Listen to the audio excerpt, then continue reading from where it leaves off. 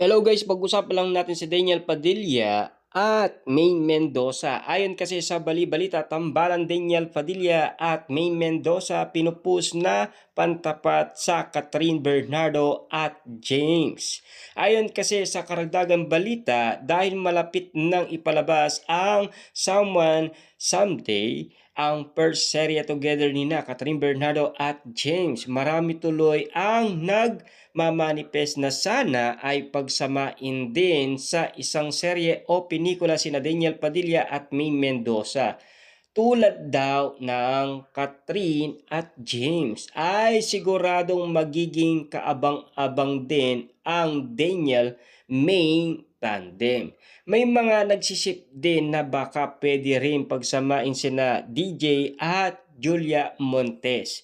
Oo nga, why not? Bongga rin iyon pag natuloy. Pero ang nakakaloka, may ibang mga panay pa rin sina Daniel at Catherine na dahil sa nangyaring iwalayan nila ay gusto silang pagsabungin hanggang ngayon. Nakakaloka ha? Grabe nga naman kasi 'di ba? Kasi napakalupit nga naman kasi ng mga Katniel fans. Kita nyo naman, hindi umobra si Kyla Estrada. Binura ang kanyang Twitter dahil patuloy siyang binabatikos ng mga ito. Siyempre, mas inuna umano ni Kyla Estrada ang kanyang kalusugan.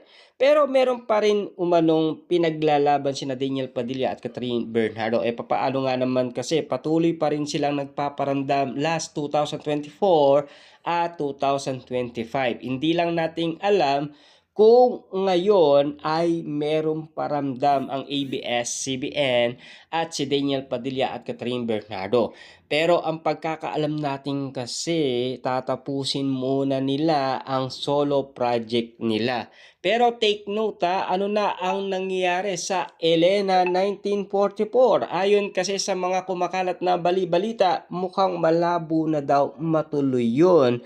Dahil ang pagkakaalam natin, ang problema daw ay budget. Kaya nga naman kasi umiingi ng tulong ang iba't ibang mga netizens at mga fans ni Catherine Bernardo kay Mami Min Bernardo. Total daw ay kabilang na rin siya sa pagpuproduce ng pelikula. Di lang natin kasi alam kung ganun nga ang naging problema ng Elena 1944 na pelikula ni Catherine Bernardo. Siyempre alam nyo naman siguro, no?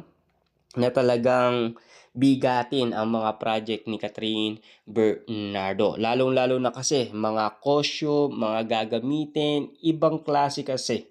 Lalong-lalo na kasi magastos, 'di ba? Pero at least kung maganda naman, baka sulit na sulit naman. Pero ngayon ang pinag-uusapan ng bali-balita, ang tambalan Daniel Padilla at May Mendoza pinupost ng pantapat sa Catherine at James. Kasi matagal na rin to Nabalitaan din natin to last 2023, pinag-usapan na rin to para daw makaganti man lang si Daniel Padilla kay Alden Richard. Dahil alam nyo naman siguro, 'di ba?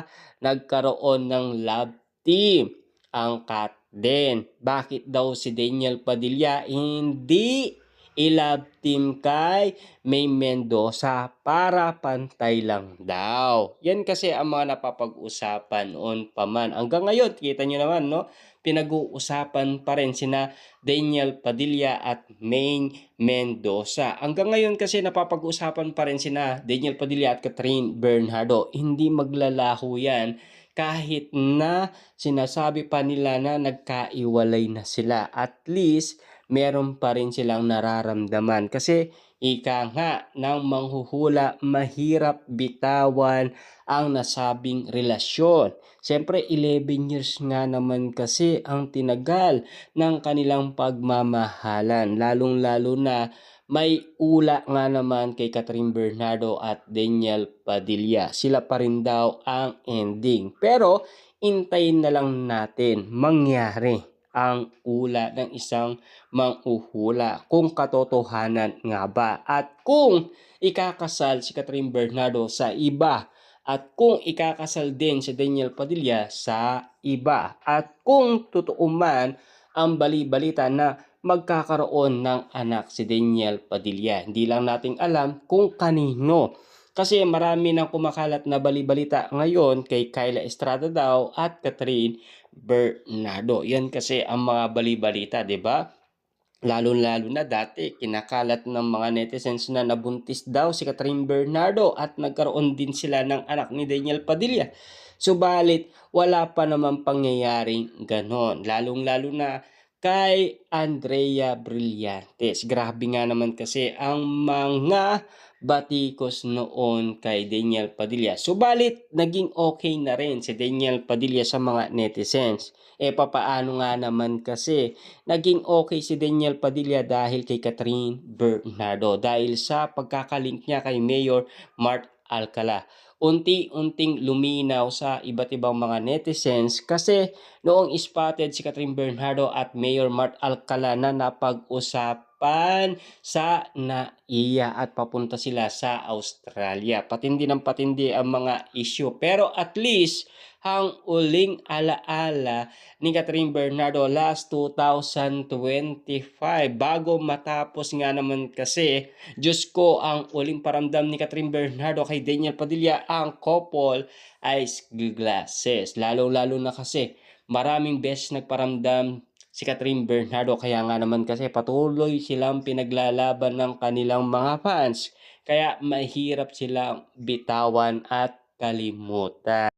Hanggang ngayon kasi ay ala-ala pa yan ng mga Katniel fans. Hanggang ngayon kasi ay nangangarap pa rin sila na magkakatuluyan sina Daniel Padilla at Catherine Bernardo. Pero may bali-balita kay Mami Min Bernardo, nag-light ng article patungkol umano kay Daniel Padilla at ang sabi sa social media, si Mami Min Bernardo daw ay minamanok na si Daniel Padilla dahil ang usap-usapan pa na issue hindi daw bet ni Mami Min Bernardo si Mayor Mart Alcala. Lalong-lalo na may karagdagang bali-balita, 'di ba? Mami Min Bernardo nagbukas ng negosyo, spotted daw si Catherine Bernardo at si Mayor Mart Alcala ay nasa loob ng van at hindi daw pinababa ni Mami Min Bernardo. Alam nyo naman siguro baka nga naman kasi ayaw niya talaga kay Mayor Mart